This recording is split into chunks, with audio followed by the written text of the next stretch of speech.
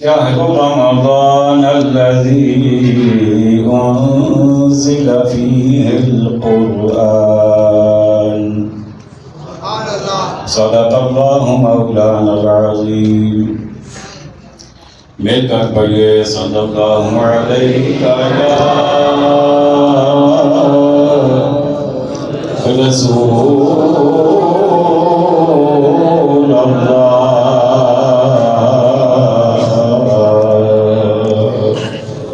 وسلم حبیب اللہ.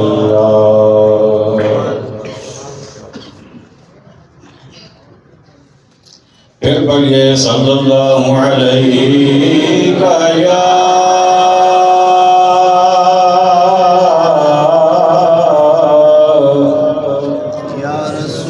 رسول اللہ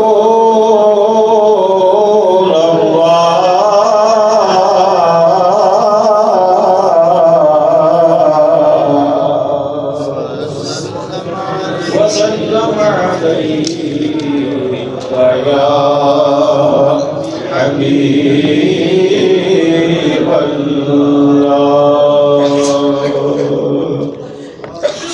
واجب صد عظیم سامعین محتشم حاضرین مکرم، آج کی یہ ختم قرآن مجید کی محفل مبارکہ جس میں ہم سب موجود ہیں، ہماری خوش بختی کہ اس کے اندر علماء بھی موجود ہیں، آقا علیہ السلام کے پیارے پیارے ثناخوان بھی موجود ہیں، اور آقا علیہ السلام سے محبت کرنے والے، عشق کرنے والے، آقا پر جھوم جھوم کر درود و سلام پڑھنے والے سامعین و حاضرین بھی موجود ہیں.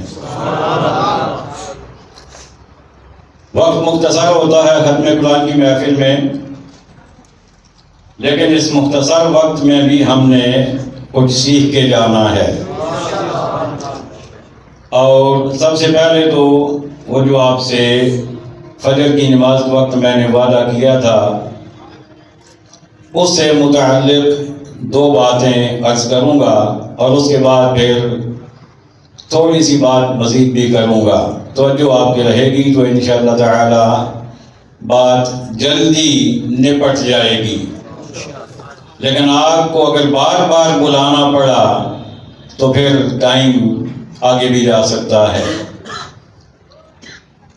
فجر کی نماز کے وقت درس میں آج ہم نے بدعت کا موضوع شروع کیا تھا، اور اس میں میں نے آپ سے کہا تھا کہ انشاءاللہ تعالی کچھ باتیں رات کے خطاب میں کروں گا. پہلی بات یہ ہے کہ جیسا لوگ کہتے ہیں کہ جو کام رسول اللہ صلی اللہ تعالی علیہ وآلہ وسلم نے نہیں کیا وہ کام بدعت ہوتا ہے، اور ہر بدعت گمراہی ہے، گناہ کا باعث ہے. اس کا جواب ہم نے حدیث طیبہ سے لینا ہے کہ کیا واقعتاً ایسا ہے یا ایسا نہیں ہے. حضرات گرامی، قرآن مجید فرقان حمید جب نازل ہوا تو ابتداءً قرآن مجید کو محفوظ کرنے کے مختلف طریقے اپنائے گئے. ایک طریقہ تو یہ تھا کہ صحابہ کرام زبانی یاد کر لیتے تھے. دوسرا طریقہ یہ تھا کہ لکھ لیتے تھے. کاتبین وحی جنہیں کہا جاتا ہے، انہیں آقا کریم علیہ السلام لکھوا دیتے تھے. کوئی کاغذ پہ لکھتا، کوئی چمڑے پہ لکھتا، کوئی کسی چوڑی ہڈی پہ لکھتا، کوئی کسی پتھر پہ لکھ لیتا. یوں پورا قرآن مجید محفوظ ہوتا رہا، سینوں میں بھی اور مختلف اشیاء پہ بھی. وقت گزرتا چلا گیا، قرآن مجید کی تکمیل ہو گئی، مکمل قرآن مجید نازل ہو گیا. آقا کریم علیہ السلام اس عارضی دنیا سے پردہ فرما گئے. آپ کے بعد، آپ کے پردہ فرمانے کے بعد یمامہ کے مقام پر ایک جنگ ہوئی ختم نبوت کے تحفظ کے لیے. کہہ دیجیے سبحان اللہ۔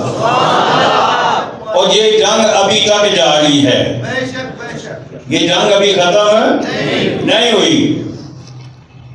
ہر تھوڑے تھوڑے عرصے کے بعد دنیا کے کسی کونے سے کوئی بدبخت اٹھ کر اس میں رخنہ ڈالنے کی کوشش کرتا ہے، لیکن غلامان مصطفیٰ پھر سینہ تان کر سامنے آ جاتے ہیں اور اس کی ساری کاوش کو، ساری محنت کو، سارے سرمائے کو، ساری پلاننگ کو نیست و نابود کر دیتے ہیں۔ یہ جنگ جاری ہے۔ یمامہ میں جنگ ہوئی، مسیلمہ کذاب نے نبوت کا دعویٰ کیا، بدری صحابہ بھی، سارے صحابہ کو حکم ہوا دربار خلافت سے کہ آپ نے جانا ہے اس میں۔ جنگ ہوئی، جنگ میں 700 ایسے صحابہ کرام نے شہادت کا مرتبہ حاصل کیا جو قرآن مجید کے حفاظ تھے، قراء تھے۔ حضرت عمر رضی اللہ تعالیٰ عنہ کو ایک کھٹکا ہوا کہ اگر قرآن مجید کے حفاظ ایسے ہی دنیا سے جاتے رہے، شہادت کا رتبہ حاصل کرتے رہے، تو کہیں خدا نہ خواستہ ایسا نہ ہو کہ قرآن مجید ہم سے لے لیا جائے، ہم اسے کہیں معلوم نہ ہو جائیں۔ اب انہوں نے دربار خلافت میں تحفظ قرآن بل پیش کیا۔ کیا میں نے کہا؟ مجھے بولیے، اجیت ساری جاتی تو سن جاگنا، اجیت ابتدا ہے۔ ذرا بول کے میں نے کہا تھا کہ آپ جلدی بولیں گے تو کام جلدی ہو جائے گا، ورنہ میں تو پھر لگا رہوں گا۔ سنیے، دربار خلافت میں حضرت سیدنا فاروق اعظم رضی اللہ تعالی عنہ نے تحفظ قرآن بل پیش کیا۔ انہوں نے سیدہ صدیقہ اکبر رضی اللہ تعالی عنہ سے گزارش کی کہ اگر یوں ہی حفاظ جاتے رہے تو کہیں ہم قرآن مجید کی دولت سے محروم نہ ہو جائیں، آپ ایسا کریں کہ آپ قرآن مجید کو یکجا کروا دیجئے، ایک جگہ جمع کروا دیجئے۔ اب سیدنا صدیق اکبر رضی اللہ تعالیٰ عنہ کے الفاظ سنیے۔ آپ نے فرمایا کیف افعل شیئا، میں وہ کام کیسے کر سکتا ہوں لم یفعلہ رسول اللہ، جو کام آقا علیہ السلام نے نہیں کیا وہ میں کیسے کر سکتا ہوں؟ بات سمجھ آئی ہے کوئی؟ جو کام آقا نے نہیں کیا وہ کیسے کر سکتا ہوں؟ اب یہ اس سوال کا جواب آ رہا ہے کہ جو کام رسول اللہ نے نہیں کیا کیا ہم وہ نہیں کر سکتے؟ کیا وہ منع ہے؟ کیا ہمیشہ کے لیے منع ہے؟ کیا نہیں کیا جا سکتا؟ اس کا جواب آ رہا ہے۔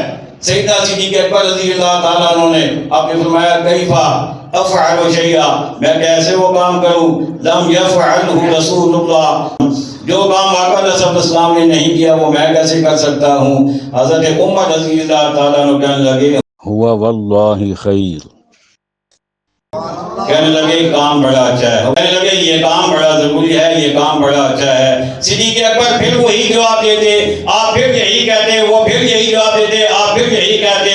بالآخر سیدنا صدیق اکبر رضی اللہ تعالیٰ عنہ آپ کے الفاظ یہ ہیں، آپ کہتے ہیں کہ شارح اللہ لذالک صدری، اللہ نے پھر اس کام کے لیے میرے سینے کو کھول دیا، میرے سینے کو کھول دیا، میرے ذہن میں اللہ نے، میرے سینے میں اللہ نے اس کی اہمیت کو ڈال دیا۔ پھر میں اس بات پر ایگری ہو گیا، متفق ہو گیا کہ اگرچہ آقا نے نہیں کیا لیکن ہے ضروری، یہ کرنا چاہیے۔ اور پھر آپ نے کیا کیا؟ آپ نے حضرت زید بن ثابت رضی اللہ تعالی عنہ کو بلا کر ان کے ذمہ لگایا، انہیں بھی آپ نے ایسے ہی قائل کیا۔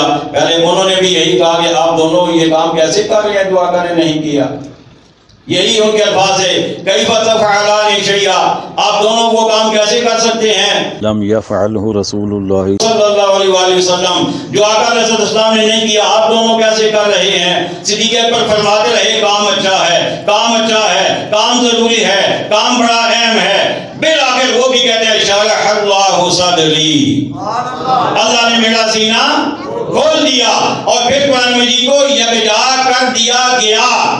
جو کام رسول اللہ نے نہیں کیا تھا وہ کام صحابہ نے کر دیا۔ اس کا مطلب کیا ہوا کہ جو کام رسول اللہ نہ کریں لیکن کام اچھا ہو، دین میں فائدہ دینے والا ہو، وہ کام کرنا سنت صدیق اکبر بھی ہے، سنت فاروق اعظم بھی ہے۔ اور پھر کسی صحابی نے اعتراض بھی نہیں کیا، یہ کیا کر رہے ہیں جناب، آپ کس اتھارٹی سے کر رہے ہیں؟ کیا دین مکمل نہیں ہو چکا؟ جیسے آج کل ہمیں کہا جاتا ہے دین مکمل نہیں ہو گیا، پھر نئی نئی باتیں اس میں شامل کرتے ہو، تمہیں کس نے اختیار دیا؟ میں نے کہا ہمیں اس حدیث نے اختیار دیا، ہمیں اس حدیث نے اختیار دیا۔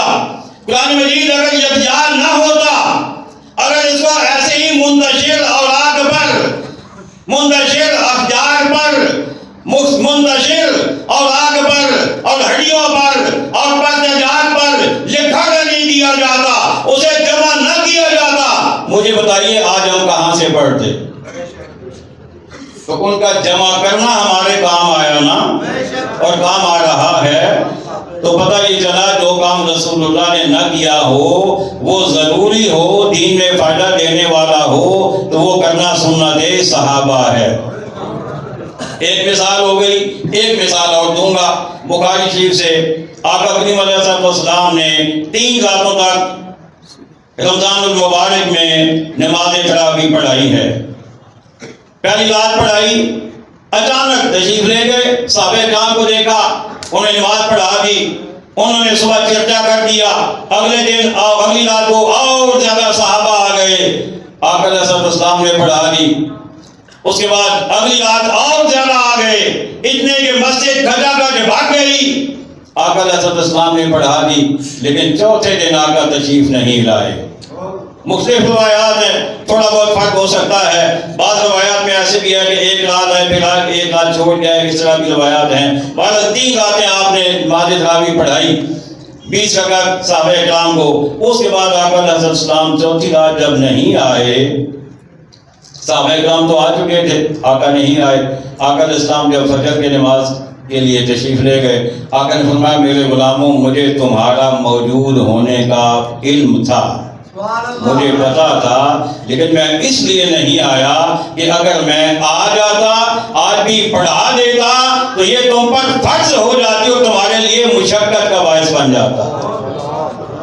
اچھا اب یہاں پر بات بات سے عقیدہ نکلتا ہے، آقا علیہ السلام کو رب نے کتنی شانیں دی ہیں، آقا ہاں کر دیں تو دین بن جاتا ہے، آقا نہ کر دیں تو بات ختم ہو جاتی ہے۔ آقا علیہ السلام پڑھا دیں تو رب کو پسند اتنا آ جائے کہ رب فرض قرار دے دے۔ آقا نے فرمایا کہ میں نہیں آیا، چلتا گیا زمانہ، وقت گزرتا گیا، صحابہ کرام کو پتہ چل گیا کہ آپ کا کو یہ بات بڑی پسند ہے، تو وہ اپنے طور پہ پڑھتے رہے، رسول اللہ کا زمانہ گزر گیا، سیدنا صدیق اکبر کا زمانہ گزر گیا، صحابہ اپنے اپنے طور پہ آتے ہیں، پڑھتے ہیں، کوئی اکیلے، کوئی جماعت چھوٹی سی اکٹھے ہو کے پڑھ لیتے ہیں۔ سیدنا فاروق اعظم رضی اللہ تعالیٰ عنہ کا زمانہ آیا، آپ مسجد میں گئے، دیکھا کچھ لوگ اکیلے پڑھ رہے ہیں، کچھ جماعت کی صورت میں پڑھ رہے ہیں، آپ نے فرمایا کہ میں انہیں ایک امام کے پیچھے اکٹھا کرتا ہوں۔ جو کام رسول اللہ نے نہیں کیا وہ فاروق اعظم کر رہے ہیں، وہ فاروق اعظم کر رہے ہیں۔ آپ نے حضرت ابی بن کعب رضی اللہ تعالیٰ عنہ کے پیچھے سب کو اکٹھا کر دیا۔ اب کچھ دن گزر گئے، صحابہ آتے ہیں، ابی بن کعب رضی اللہ تعالیٰ عنہ انہیں نماز تراویح پڑھاتے ہیں۔ ایک رات فاروق اعظم رضی اللہ تعالیٰ عنہ ہو گئے، جب آپ نے دیکھا تو آپ کی زبان پہ کچھ الفاظ آ گئے۔ الفاظ کیا تھے؟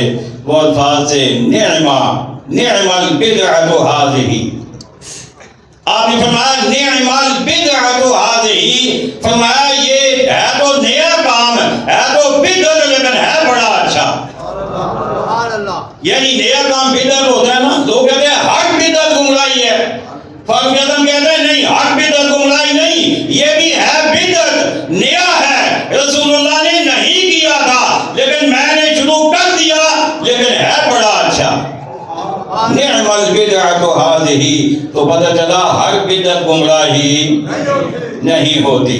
دو باتیں ہو گئی. اچھا کوئی کہہ سکتا ہے وہ تو صحابت ہے نا جی، آپ نے خود فرمایا تھا علیکم بسنتی و سنت خلفائے الراشدین المہدیین، کہ تم پر میری سنت اور میرے خلفائے راشدین کی سنت کو لازم پکڑنا ضروری ہے، لازم ہے پکڑنا اس کو. تو وہ تو صحابہ تھے، وہ تو کر سکتے تھے، لیکن تم کیسے کرتے ہو؟ بعد والوں کو کس نے اجازت دی ہے؟ میں نے کہا بعد والوں کا بھی حل ہے، بعد والوں کا بھی مسئلہ بتاتے ہیں آپ کو. یہ جو قرآن مجید ہے نا، یہ آقا علیہ السلام کی ظاہری حیات طیبہ میں نہ یہ سپاروں میں اس کی تقسیم ہوئی تھی، نہ رکوع اس کے بنائے گئے تھے، نہ اس پہ زبریں تھیں، نہ زیریں تھیں، نہ شدیں تھیں، نہ مدیں تھیں، صحابہ کرام کے دور میں بھی نہیں تھیں. یعنی گل سمجھ لگی آپ کو؟ سبحان اللہ. صحابہ کرام کے قرآن مجید پر صحابہ کرام کے دور میں زبریں سارے بول سو ماں کلاکٹ بول سو ماں جب وہ پٹواری شروع کری جا پھر سوکے سمجھی گئے زبریں، زیریں، پیش، شدیں، مدیں، نقطے، سپاروں کی تقسیم، رکوع کی تقسیم نہیں تھی، کچھ بھی نہیں تھا. یہ بعد میں کیا، صحابہ نے نہیں، صحابہ کے بعد والوں نے کیا. میں نے کہا اگر تم اتنے ہی تمہیں چڑ ہے نا کہ ہر نیا کام بدعت اور ہر بدعت گمراہی ہے، تو آج کے بعد قرآن اپنے لیے ایسا چھاپو جس میں نہ نقطے ہو، نہ مدیں، نہ جدیں، نہ زیریں، نہ زبریں. اور گلہ یاد رکھو جی کسے آنکھیں میلاد بدعت ہے لگے آکسو اس کی آنکھیں بھائی قرآن آپ نے ایسا نواں چھپائی گرو. اے قرآن جڑا اے تو سانے مطابق بدعت ہے، اے تو سانے استعمال نہ کری سکنے. آج پتہ نہیں میرے خیال ہے مختار رضوی صاحب کی توجہ فرما رہے ہیں میری جانب، پٹواری میں خطاب کرتے ہیں نا وہ. تو بہرحال اسے یہ کہنا ہے کہ یہ قرآن تم استعمال نہیں کر سکتے، تم نہیں پڑھ سکتے، کیونکہ تمہارے حساب میں یہ بدعت ہے، لیکن ہمارے حساب میں ہے تو بدعت، لیکن بدعت حسنہ ہے. اور بدعت حسنہ وہ ہوتی ہے جس پر ثواب بھی ملتا ہے. اسے حدیث میں سنت حسنۃ کہا گیا ہے، یعنی اچھا طریقہ کہا گیا ہے. یہ تو میں نے صبح کا ادھار ختم کیا ہے. اب میں آتا ہوں اس جانب کہ قرآن کا بیان ہو اور حضرت مولا علی کا ذکر نہ ہو.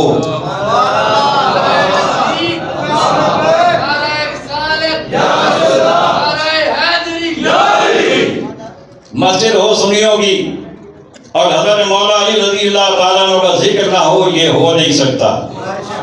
میں آپ کا قرآن پڑھنے لگا ہوں اور آپ کو پتہ ہے کام تقسیم ہوتا ہے. آپ کے ذمہ کیا ہے؟ پھر بتائیے. چلیں ماشاءاللہ یاد ہے آپ کو. خالق کائنات نے ارشاد فرمایا یا ایھا الذین آمنوا اذا ناجیتم الرسول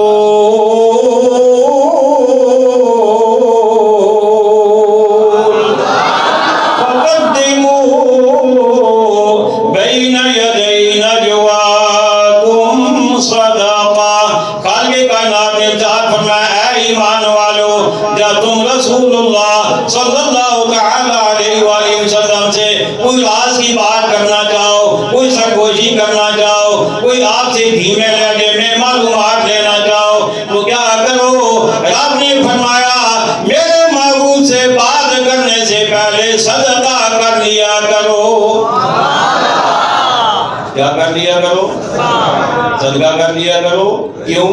فرمایا ذالک خیر لکم، یہ تمہارے لیے بہتر ہے، وہ اطہر اور بڑی پاکیزہ بات ہے تمہارے لیے. صدقہ کر لیا کرو. جب یہ آیت کریمہ نازل ہوئی حضرت مولا علی مشکل کشا، شیر خدا، حاجت روا، اسد اللہ الغالب، امام المشارق والمغارب، اسد اللہ، حسنین کے ابا جان، سیدہ فاطمہ رضی اللہ تعالیٰ عنہ کے سردار، صحابہ کے مشیر، آقا کے ویر، سنیوں کے پیر، گستاخوں کے سینوں میں تیر. اللہ اکبر. نعرہ رسالت، نعرہ تحقیق، نعرہ حیدری، نعرہ غوثیہ، نعرہ ختم نبوت، اہل سنت. تیر گھٹ وجدہ ہے کہ حضرت علی کا نام گستاخاں دے سینے تے زیادہ جا کے وجدہ ہے. جدوں نعرے حیدری لاؤ گا گستاخ ہیں جناب وہ بیچاریاں دے جزل آ جاندے. حضرت مولا علی شیر غلام رضی اللہ تعالیٰ عنہ جدوں یہ آیت کریمہ نازل ہوئی آپ دے کول 1 دینار سی. آج وہ آپ نے انہیں 10 درہم لائے. 10 درہم جا کے 1 دینار صدقہ کیتا. ایک مسئلہ پوچھیا, دوجا دینار صدقہ کیتا. دوجا مسئلہ پوچھیا, تیجا دینار صدقہ کیتا. تیجا مسئلہ پوچھیا. 10 دینار صدقہ کر کے جدوں 10 مسئلے پوچھ چکے میرے آقا نے ارشاد فرمایا علی آپ نے صدقہ بھی کر لیا, مسئلے بھی پوچھ لینی. ان جا اعلان کر دے جیڑا بھی میرے کو مسئلہ پوچھنا چاہے پہلے صدقہ کرے. پہلے کی کرے؟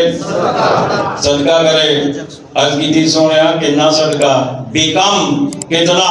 امام نسائی نے اپنی کتاب قصائص علی میں روایت کو نقل فرمایا ہے. بیکم کتنا صدقہ؟ آگے فرمایا بدینار 1 دینار. کہنے لگے لا یطیقون. آقا میرا سنگیاں کو 1 دینار کوئی نہیں ساریاں کو. بڑے غریب بھی بیچ آیا نے 1 دینار ساریاں کو نہیں کہ ایک گل پوچھا کہ 1 دینار خرچ کرم کوئی نہیں ہونا کول. اگر فرمایا بنصف دینار چل علی پورا نہیں دے ادھا ہی دے دیں. اچھا یہ آیت جیڑی ہے یہ اللہ نازل کیتی ہے نا صدقے علی. آکو نا اللہ نازل کیتی ہے نا تے اے دے جو تخفیف کون کرتا ہے پیا آقا علیہ السلام. پتہ لگا کہ اللہ دے جیڑا حکم اللہ نازل کرے اللہ اپنے محبوب نال اختیار بھی دینا ہے کہ سونے میں حکم دے چھڑیا ہے اگے تیرا اختیار ہے. تو چاہے تے پورا دینار کہن صدقہ کرن دا حکم دے دے چاہے تے ادھے دا حکم دے دے. وہ کہنے دے اختیار ہی کوئی نہیں نبی کو. اللہ اکبر. آقا نے فرمایا بنصف دینار آدھا دینار کر دیں. حضرت علی کہنے لگے لا یطیقون. آقا وہ ادھا بھی نہیں کر سکتے. میں نے پتا ہے بڑے بڑے غریب نے تھوڑے غلام ادھا بھی نہیں کر سکتے. آقا نے فرمایا اچھا علی تو 10 فٹ کتنا ہونا چاہیے. حضرت علی نے نام دے کلی سبحان اللہ جس فرمایا علی تو 10 کتنا ہونا چاہیے. کہنے لگے بشعیرہ. آقا 1 جو. کتنا جو کا 1 دانہ بس. ایسے تو زیادہ میرے سنگی نہیں کر سکتے. میرے آقا نے فرمایا اِنَّا کا ظہیر علی تو نے بالکل ہی نچلے درجے تے آ گئے ہیں. 1 دینار کے تھے آدھا دینار کے تھے 1 دانہ جو دا اتنی ہمدردی. جب حضرت علی نے اتنی ہمدردی کی تھی نا رب نے فرمایا جبریل جا میرے محبوب نو کہہ دے سونیا آیت تے رہے گی قرآن دے اندر لیکن حکم ایڈا میں ختم کر دیں. آج تو بات صدقے کی لوڑ نہیں کوئی نہیں. حکم کینسل ہو گیا, حکم منسوخ ہو گیا. آیت آج بھی موجود ہے. آیت پڑھنے میں ثواب ہوئے گا. مولا علی اور ذات نے مولا علی اور ہستی نے کہ اس قرآن دی آیت دے سوائے آپ دے اور کسی نو عمل کرنے کا موقع ہی نہیں ملیا. کیڑی بڑی شان ہے. حضرت مولا علی شیر غلام رضی اللہ تعالیٰ عنہ. آؤ پھر مل کے کہہ دیجئے اہل نظر کی آنکھ کا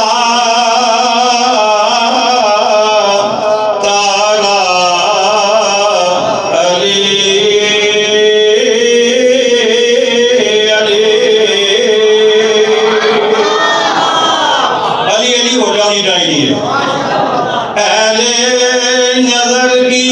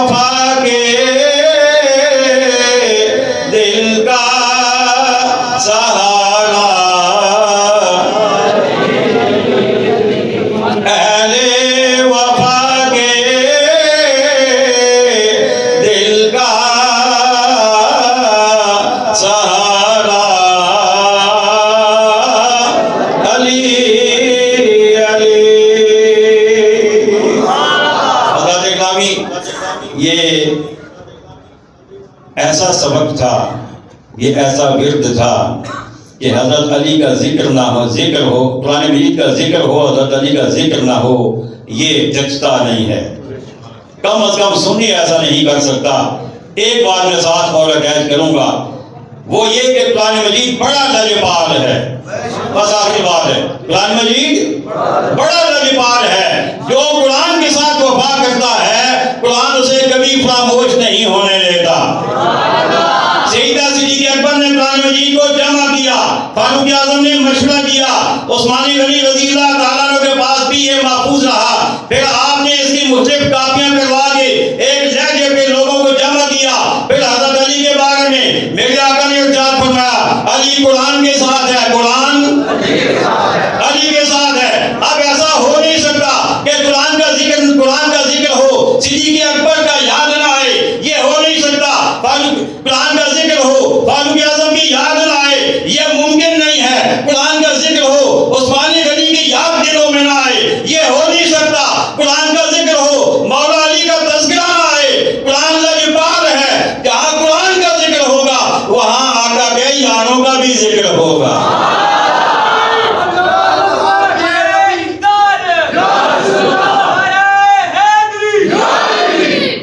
حضرات گرامی، ہمارے ذمہ کیا ہے؟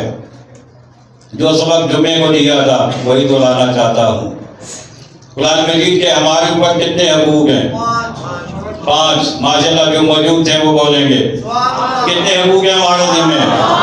5۔ پہلا ایمان لانا، پہلا ایمان لانا جو ہمیں گھٹی میں نصیب ہو چکا۔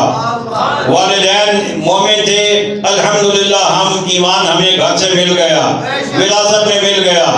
دوسرا قرآن مجید کا حق ہے قرآن مجید کو پڑھنا۔ تیسرا حق ہے سمجھنا۔ چوتھا ہے عمل کرنا۔ پانچواں ہے آگے پہنچانا۔ یہ 5 حقوق ہیں قرآن مجید کے ہمارے اوپر جو لازم ہوتے ہیں۔ اللہ کریم سے بات دعا ہے، دعا کہ اللہ تعالیٰ ہمیں قرآن مجید پڑھنے کی، اس کو سمجھنے کی، عمل کرنے کی، آگے پہنچانے کی توفیق عطا فرمائے۔ اور میں دل کے تھا گہرائیوں سے محترم جناب حافظ صاحب کو مبارکباد پیش کرتا ہوں، جنہوں نے قرآن مجید سنایا الحمد سے الف سے لے کر والناس کی سین تک۔ اور آپ کو بھی مبارکباد، آپ نے سننے کی سعادت حاصل کی۔ اور ہماری انتظامیہ جو پورا سال مسجد کا انتظام کو چلائے رکھتے ہیں اور کوئی کمی نہیں آنے دیتے، اللہ تعالیٰ سب کو برکتیں عطا فرمائے۔ اور اب تعمیراتی کام میں جو حصہ لے رہے ہیں، دامے دل میں قدمے سکھنے، جو دن رات دے کر کے جو وقت دے رہے ہیں، جو اپنا پیسہ دے رہے ہیں، جو اپنی تجاویز دے رہے ہیں، اللہ تعالیٰ سب کو دین و دنیا کے برکتیں عطا فرمائے۔ وما علینا الا البلاغ المبین۔